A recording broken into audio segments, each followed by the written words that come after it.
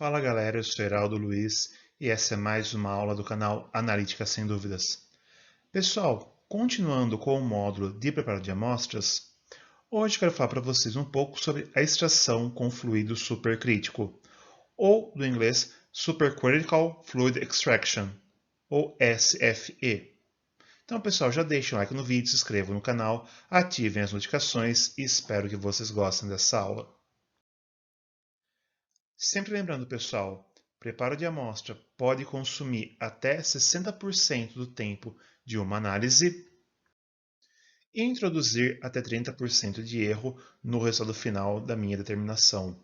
Por isso, pessoal, é muito importante conhecer bem os métodos de preparo de amostra a fim de minimizar o erro e o tempo analítico. Algumas aulas atrás, pessoal, eu falei para vocês da extração sólido-líquido e apresentei o Soxhlet, ou seja, tem um solvente que vai gotejando minha amostra sólida, solubilizando os meus analitos e refluxando. E outros tipos de extração sólido-líquido, matriz sólida e o extrator líquido. Agora, pessoal, a gente vai entrar na extração com fluido supercrítico. Quando eu falei da formação do plasma, pessoal, comentei dos estados da matéria, e como nós já vimos isso várias vezes desde o ensino fundamental, são três os estados da matéria: o sólido, o líquido e o gasoso. E o aumento da temperatura tende a você ir do estado sólido para o líquido e depois do líquido para o gasoso. Isso, pessoal, a gente vê desde o ensino fundamental, pontos de fusão, pontos de ebulição, por exemplo. Mas também comentei de alguns estados intermediários e extremos, que alguns físicos falam que são estados novos da matéria, outros falam que são estados de exceção. O condensado de Bose-Einstein é um sólido super resfriado, onde você tem mudança nas propriedades eletrônicas. O estado vítreo é um estado intermediário entre o sólido e o líquido. O fluido supercrítico, um estado intermediário entre o líquido e o gasoso. E o plasma, como eu já falei para vocês na aula de CP ótico e CP massas, é um estado extremo de um gás já ionizado. Hoje, pessoal, vamos falar um pouco do fluido supercrítico, que é agora nosso extrator. Tudo bem? Só que, pessoal, não apenas a temperatura é importante. A gente vai ver também que a pressão é fundamental nesse caso. A gente já vai entender por quê. O fluido supercrítico, pessoal, é uma substância que está em temperatura e pressão acima do seu ponto crítico. Então, lembra, quando eu vou aquecendo a minha solução, né, o meu líquido, ele vai passando do estado líquido para o estado gasoso. Só que a pressão também é importante. Quem já viu distração, por exemplo, a vácuo, ou seja, quando eu diminuo a pressão, eu abaixo também o ponto de ebulição. Porque para um líquido atingir a sua ebulição, a pressão de vapor dele tem que se igualar à pressão ambiente. O mesmo vale se eu aumentar a pressão. Se eu aumentar a pressão sobre um fluido, eu aumento o ponto de ebulição, porque eu necessito de mais energia para a pressão de vapor a atingir a pressão ambiente. Tudo bem?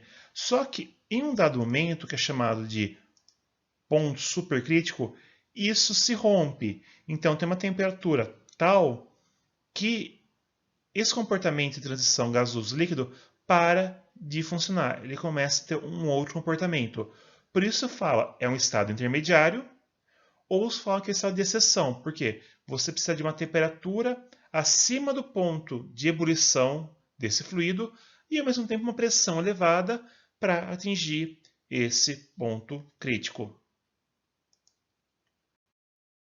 No fluido supercrítico, pessoal, como funciona? Ele tem como propriedades de líquido a densidade, ele mantém a densidade do seu estado líquido e a capacidade de solubilizar outras espécies. Então, essa parte é as propriedades que ele mantém do líquido. Já ele tem a viscosidade e a permeabilidade de um gás, ou seja, ele consegue permear muito melhor entre poros sólidos, principalmente, entre material sólido, como um gás costuma fazer, diferente do líquido. Por isso que o estado supercrítico, algumas pessoas falam que é intermediário. Ele tem densidade de líquido, viscosidade de gás. Tudo bem, pessoal? É um novo estado da matéria ou um estado de exceção entre o sólido e o líquido, devido à alta pressão e alta temperatura no qual ele se encontra. Tudo bem, pessoal? Então, esse é o nosso fluido extrator, um fluido supercrítico, ou seja, é um líquido aquecido acima do ponto de ebulição, mas pressurizado, no qual você combina propriedades de líquido e gasoso. Por quê, pessoal? Agora ele consegue permear nos poros das amostras sólidas, dissolvendo o material intraporoso, preso mais na matriz, as partes mais internas da matriz, diferente de um líquido comum. Tudo bem, pessoal? Então ele tem uma maior eficiência de extração quando comparado a líquidos comuns. Temos aqui, pessoal, uma tabela apresentando as temperaturas e pressões críticas para alguns fluidos, ou seja, acima dessa pressão e temperatura, esses fluidos atingem o estado supercrítico. Tudo bem? Então temos aqui o etileno, xenônio, gás carbônico, óxido nítrico, amônia e água. Tudo bem? A temperatura em Kelvin, entre parênteses, em graus Celsius, e a pressão em Pascal, que é a pressão no SI, e em atmosferas. Dentre todos esses fluidos, pessoal, o que é mais empregado é o gás carbônico.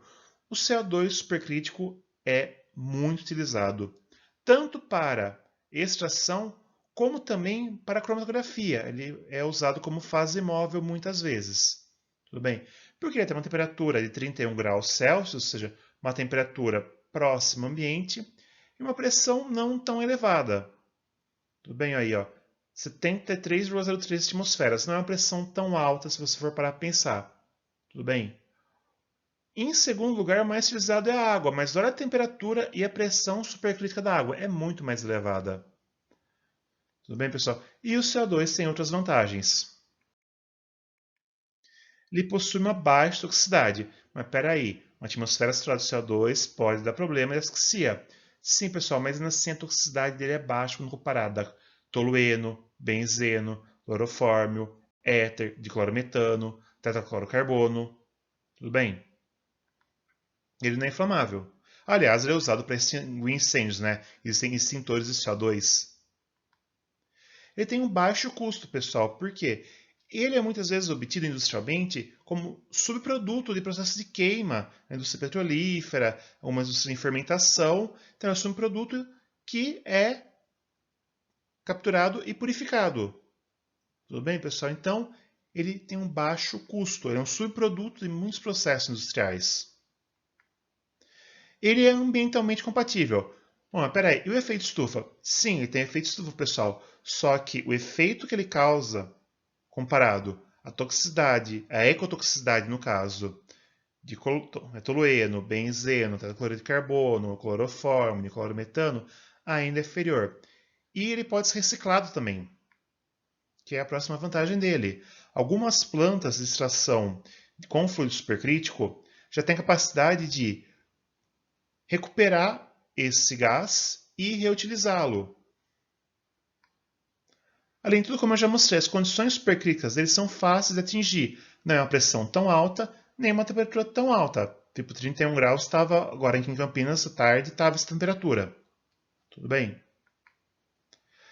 Uma curiosidade, pessoal. Para obter o café descafeinado, é feita uma extração com gás carbônico supercrítico.